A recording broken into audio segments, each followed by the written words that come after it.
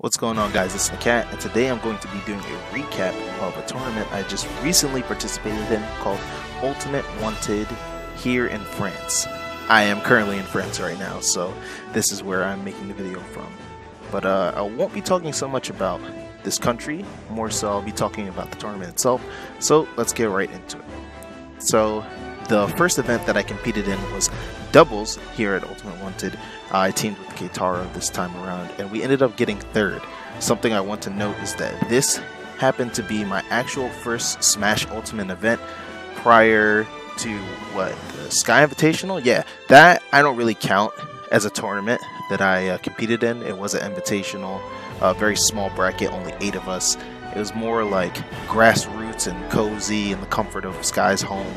But this was like a full-fledged event, trophy, everything. And doubles was the first thing I competed in with Keitaro again. We ended up getting third. We ran Inkling and Snake for the beginning portion of the bracket. However, we would take an early fall to a Kirby Rosalina team. And Keitaro was like, man, I want to go Link. I feel like Snake can't really move much in teams. He feels too stiff. So, I'm not like hard on my partner. So I just told him, yo, go whoever you want. It's fine. Let's just make a loser's run. And so he went Link, and we clean ran through the rest of that bracket. Had some pretty shining moments in that bracket as well, like winning some 2v1s, and of course making it that 2v1 comeback versus Jeddah and Flo, the Roy Lucario team, which were very strong. They actually have a good reputation amongst being teams in Europe, so that's really cool. And congratulations to them for getting second, and congratulations to Glutony and Vince for getting first. So the doubles tournament was great. It was very fun to participate in, and it made me get a lot more used to the doubles format in Ultimate, because I wasn't sure how well or how quick I would adapt to the doubles format in this game, simply because of the balloon effect. So it made combos at higher percents a lot harder to get, or like kill confirms off of throws harder to get between you and your partner. But I quickly adapted to it, and I do have to say that Ultimate Doubles seems like it will have a very bright future with an interesting meta. The next event that I would compete in is singles, of course, but with this tournament there was more of a twist. So since it's like a cowboy theme, Wanted, or you can even relate it to like One Piece, how there's bounties on the Straw Hat Pirates. So basically they put a bounty on me, Keitaro, and another player called Takuni, a Link player. There were, I think, small bounties on other players at the events too, but like we were the main 3 guys that had bounties on our heads. And so if someone eliminates us from the winners bracket, they get like 50 euros in my case. They would be rewarded with 50 euros, and if I get taken out of the tournament, then they win a custom controller dedicated to the theme of the tournament, which is really cool. So it gave me more incentive to not lose. So I went through day 1 pretty simple, kind of just ran through my pool. My first round was a Peach Marth, and he was actually pretty good.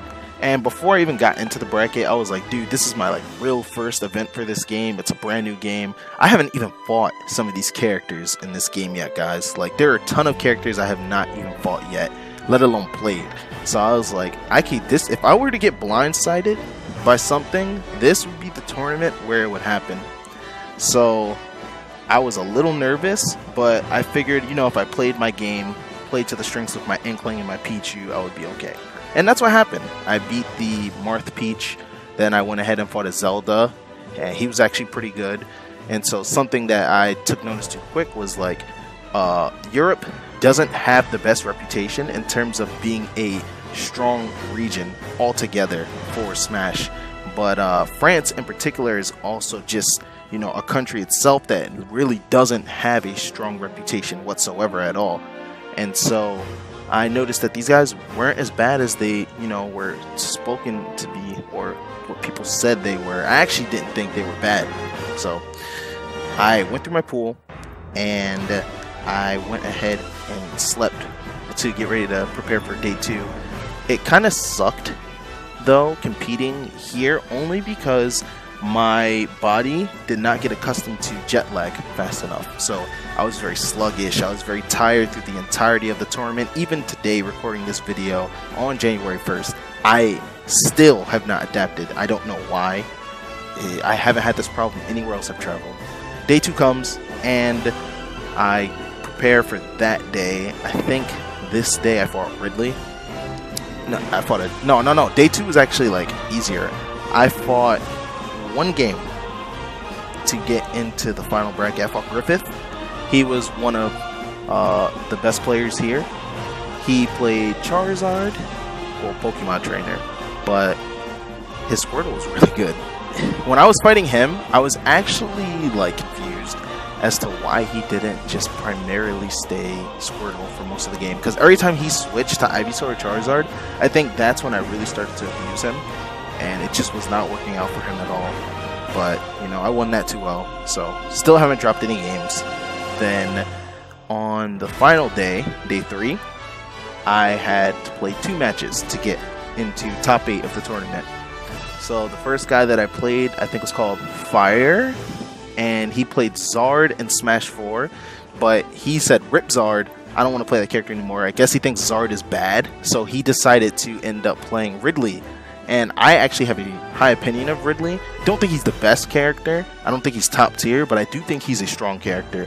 And I haven't played Ridley in a competitive setting yet, just practiced with Tweaks Ridley. And I was able to take that 3-0. He put on some good games, but I feel like out of all those games, my Pichu did the best. That was actually the first time I broke out Pichu in the bracket. The rest of my games had all been Inkling. Then the next set, I was pretty excited to play against Pew. He is a Ness player from here. My reputation versus Ness is very strong in Smash 4, and so there were a lot of things that I liked to carry over into Ultimate. However, I couldn't do that like perfectly because Ness is different. The game engine is different than Smash 4's, and so he had like extra options to recover. However, I was still abusing Ness's recovery like really good for someone who's still not used to Ultimate's engine and, you know, Ness's new air dodge and his new tools, especially in neutral. Like, Ness actually got a nice buff. I'm happy that he's better. Nonetheless, I won that set 3-1. That was the first game I dropped the whole tournament, but I won the set.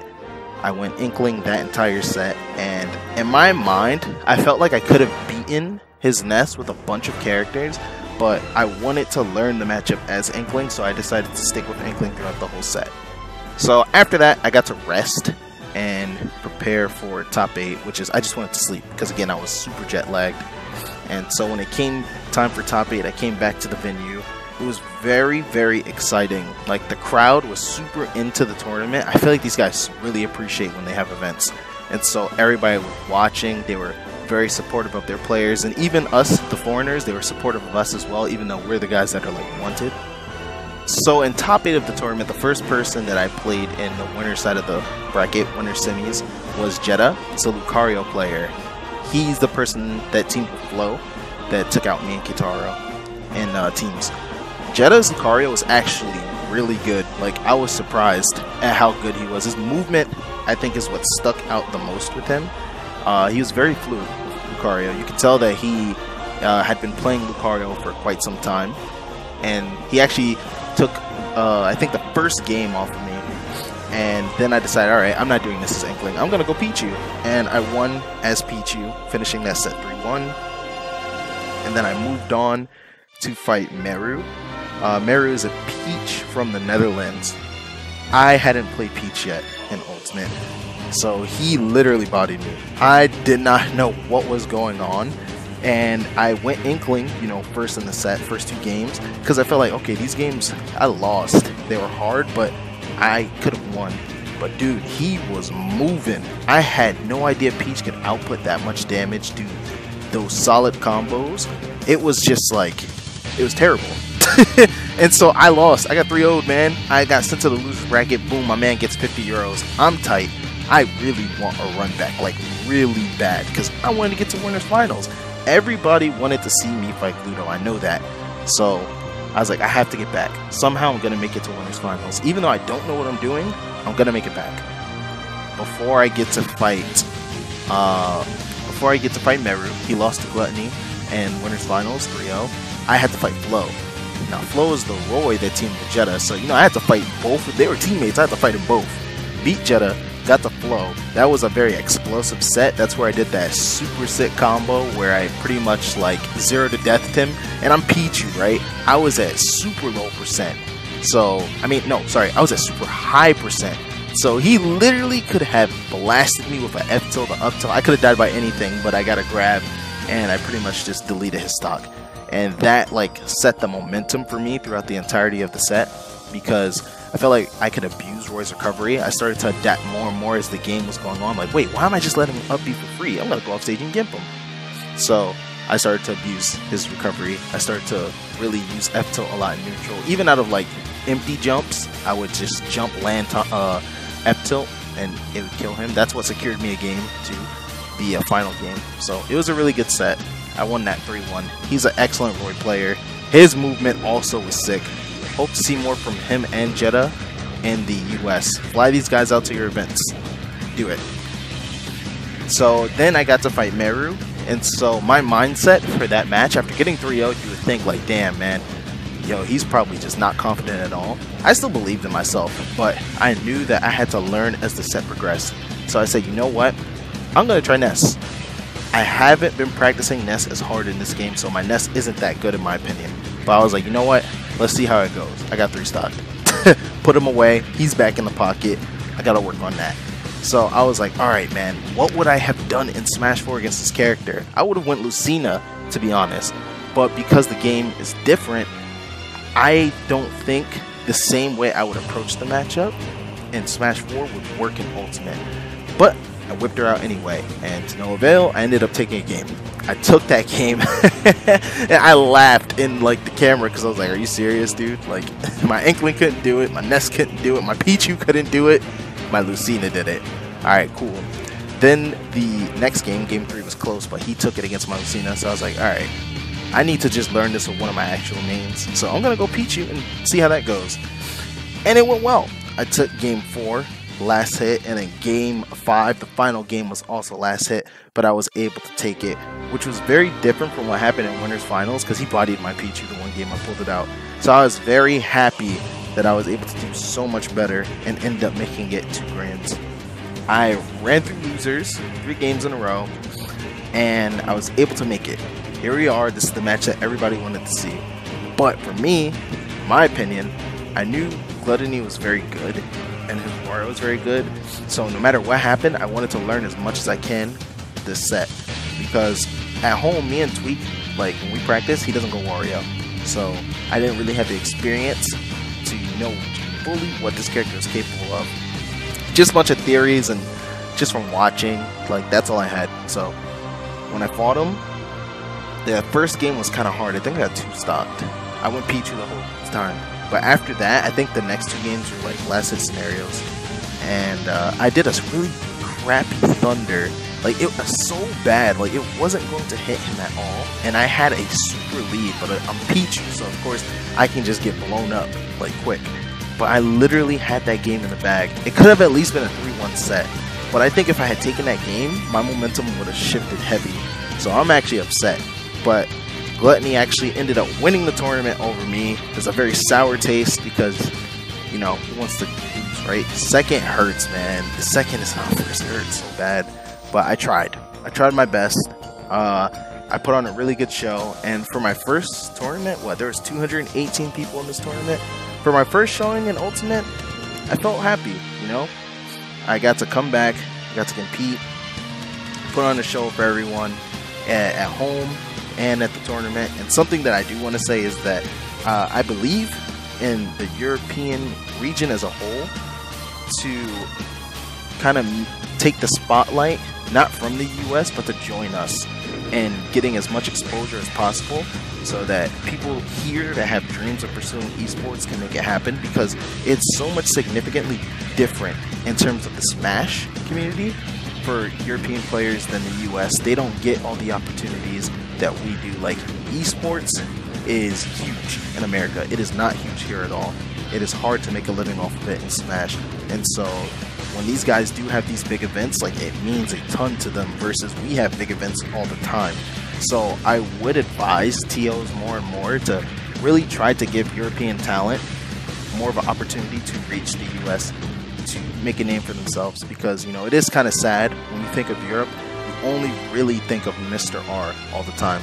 When you have other talented players like Udemy, Jetta, Flow, or even like S1, iStudying, like, people know those guys, but they don't super duper know them. Like, when a major's coming up, the first person you get is like, oh, yo, we gotta get Mr. R here. But then after that, it's like, all right, I'm gonna go like get some more American players or Japanese players. I feel like the opportunity could be more widespread.